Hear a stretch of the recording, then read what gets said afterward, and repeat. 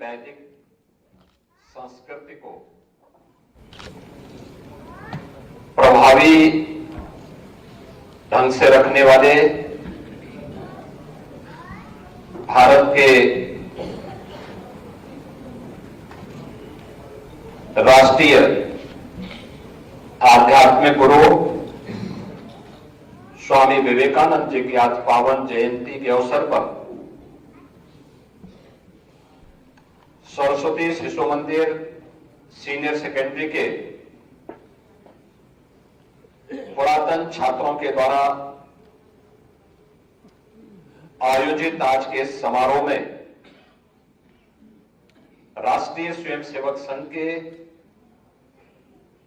प्रांत प्रचारक माननीय श्री रमेश जी, क्षेत्रीय संगठन मंत्री विद्या भारती श्री हेमचंद जी, प्रांत मंत्री शिशु शिक्षा समिति श्री रामनाथ गुप्त जी, अध्यक्ष स्वामी विवेकानंद आदर्श शिक्षा समिति गोरखपुर प्रदीप कुमार जी, अध्यक्ष स्वामी विवेकानंद पूर्व छात्र परिषद श्री विवेक माहेश्वरी जी, राष्ट्रीय स्वयंसेवक संघ के प्रांत संचालक डॉक्टर महेंद्र अग्रवाल जी,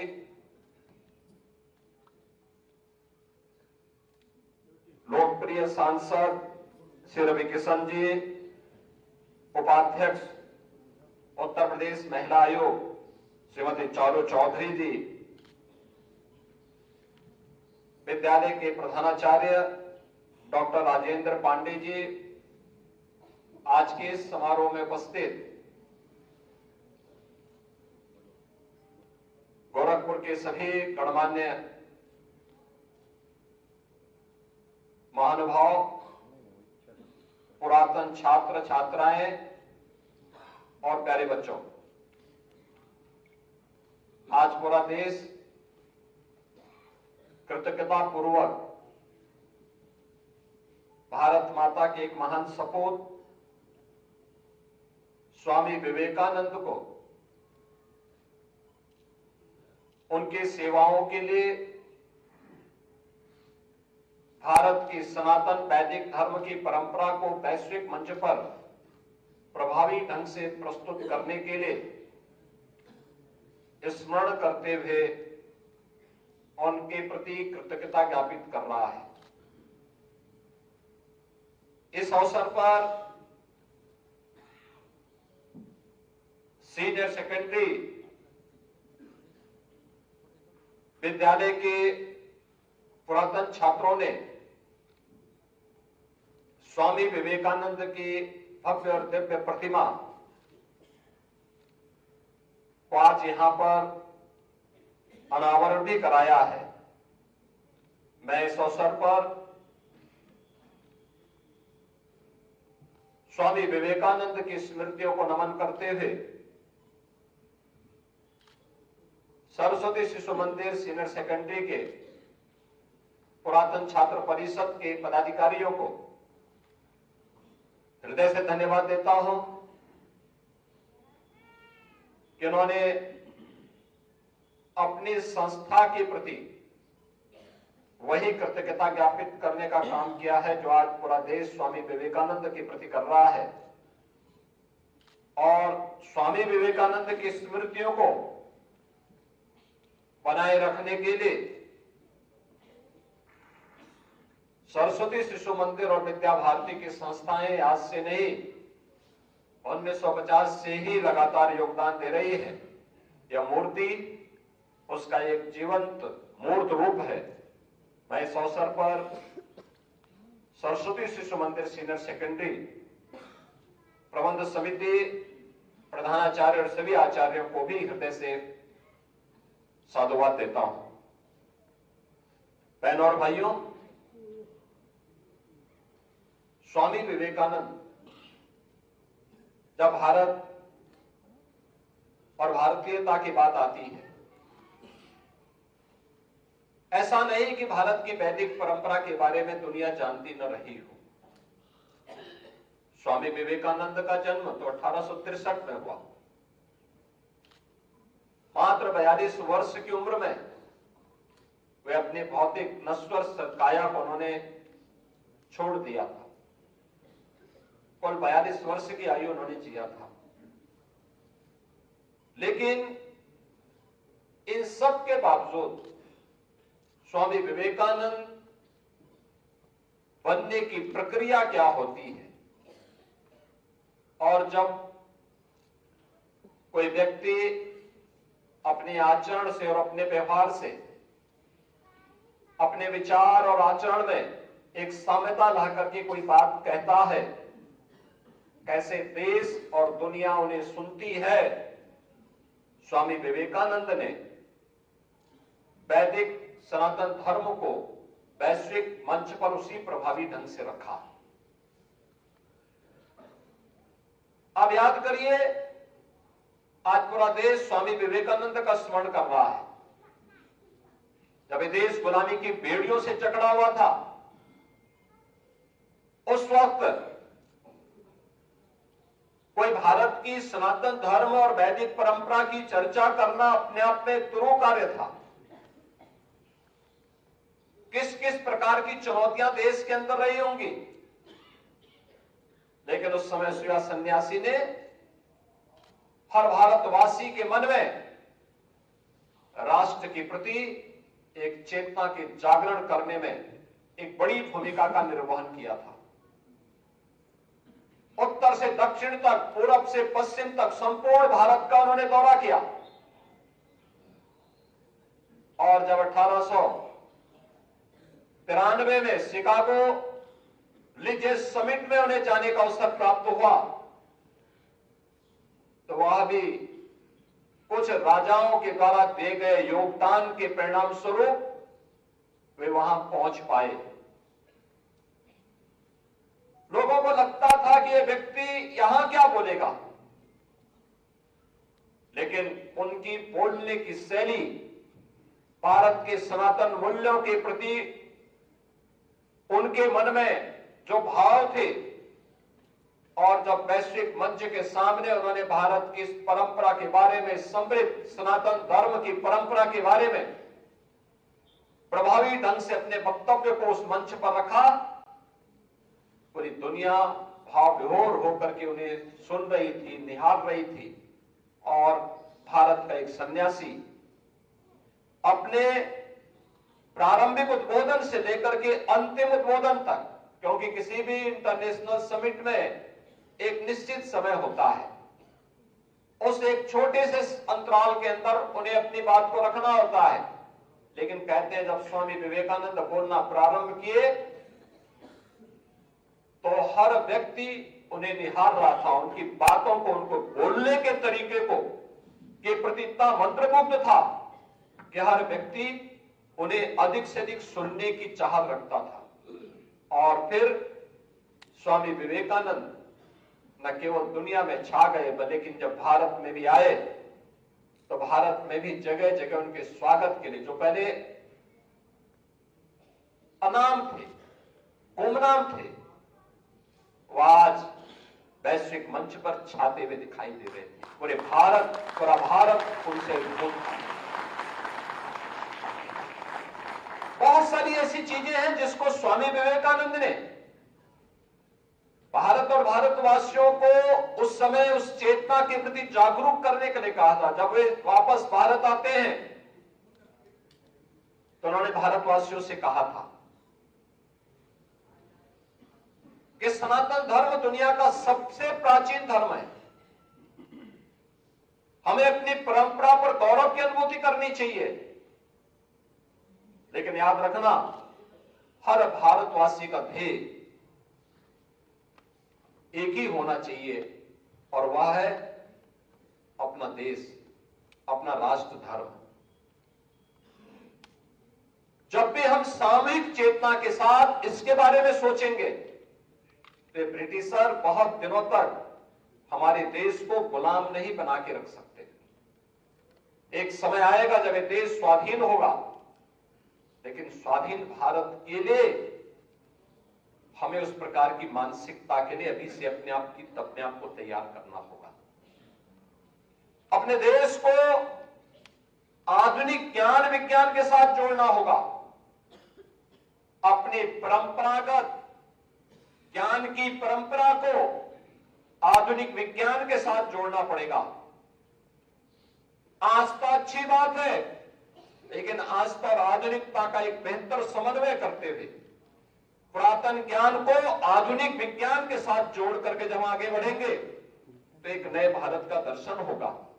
और देखते ही देखते जब भारत ने स्वामी विवेकानंद के मार्गों का अनुसरण किया तो अगले 4-4.5 दशक के अंदर भारत को स्वाधीन होने में समय नहीं लगा। 1947 में देश आजाद होता है। यानी यह एक कालखंड भारत का है जो हम सबको एक नई प्रेरणा प्रदान करता है। देश के युवाओं के लिए और देशवासियों से एक बात कही थी स्वामी विवेकानंद ने। उन्होंने कहा था कि आपके सामने चुनौती जितनी कठिन हो, याद करना उस कठिन चुनौती का सामना करने के लिए आपको जो परिश्रम करना पड़ रहा है, यह परिश्रम आपकी जीत को उतनी ही शानदार कर देगी। और उस शानदार जीत के लिए यानी परिश्रम का कोई विकल्प नहीं हो सकता। उस विकल्प को इधर उधर मत ढूंढिए, अपने संघर्ष में, अपने परिश्रम में ढूंढिए। स्वामी विवेकानंद के उन मार्गों का अनुसरण करते हुए आज भारत दुनिया की 5वीं बड़ी अर्थव्यवस्था के रूप में स्थापित हुआ है। आज प्रधानमंत्री मोदी जी के नेतृत्व में भारत दुनिया की 3री बड़ी अर्थव्यवस्था बनने की ओर अग्रसर है। अगले 3 वर्ष के अंदर भारत दुनिया की 3री बड़ी अर्थव्यवस्था बनेगा। 3री बड़ी अर्थव्यवस्था का मतलब हर भारत के चेहरे पर खुशहाली, प्रति व्यक्ति आय बढ़ना, रोजगार के नए अवसर सृजित होना, नए नए संस्थान स्थापित होना, स्वास्थ्य के, शिक्षा के, उद्यम के, स्किल डेवलपमेंट के, इंफ्रास्ट्रक्चर के नए दौर में हम सबको जाने का अवसर प्राप्त होगा। वैश्विक टेक्नोलॉजी के हब के रूप में भारत उभरेगा। स्वामी विवेकानंद के ज्ञान और विज्ञान के इस व्यापक समन्वय से ही प्रेरित होकर के प्रदेश में हमारी सरकार ने निश्चय किया कि उत्तर प्रदेश के 2 करोड़ युवाओं को हम आधुनिक ज्ञान के साथ जोड़ेंगे।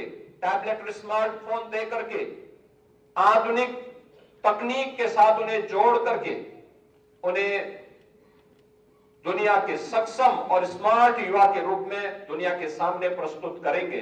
और मुझे प्रसन्नता है कि युद्ध स्तर पर यह कार्यक्रम पूरे देश के अंदर पूरे प्रदेश के अंदर वर्तमान में चल रहा है। एक और स्वामी विवेकानंद की प्रतिमा सरदेव रज्जू भैया स्मृति भवन में हम आज इस समारोह के साथ जुड़े हैं। सरस्वती शिशु मंदिर सीनियर सेकेंडरी के कैंपस में स्वामी विवेकानंद की प्रतिमा का अनावरण का कार्यक्रम संपन्न हो रहा है। तो दूसरी ओर पूरे देश के अंदर सरस्वती शिशु मंदिरों की लंबी श्रृंखला को जो भारतीयता की ज्ञान विज्ञान से अवगत कराने के लिए भारत के नागरिकों के अंदर राष्ट्रीयता के भाव को जागृत करने में जिन संस्थाओं ने महत्वपूर्ण भूमिका का निर्वहन किया है, ऐसे सरस्वती शिशु मंदिर की श्रृंखला की शुरुआत इसी गोरखपुर में हुई थी। और जिस महापुरुष ने इसकी शुरुआत की थी उनका नाम है नानाजी देशमुख। आज मुझे प्रसन्नता है कि नगर निगम गोरखपुर के साथ मिलकर के हम लोगों ने लगभग 3.5 करोड़ रुपए की लागत से एक नए पार्क का नामकरण और उसके सुंदरीकरण की व्यापक कार्य योजना का भी शिलान्यास किया है। 4 एकड़ के क्षेत्रफल में नगर निगम इसको विकसित करेगा। इसमें पाथवे भी होगा, ग्रीनरी भी रहेगी, व्यापक वृक्षारोपण भी होगा,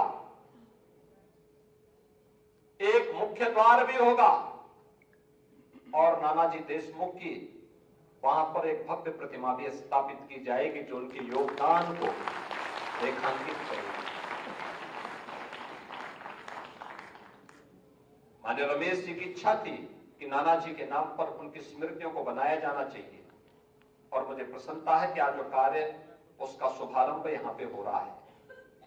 नानाजी देशमुख अपनी रचनात्मक गतिविधियों के लिए जाने जाते हैं। सरस्वती शिशु मंदिर की श्रृंखला राष्ट्रीय स्वयंसेवक संघ के एक प्रचारक के रूप में गोरखपुर से उन्होंने इस कार्य को शुभारंभ किया था।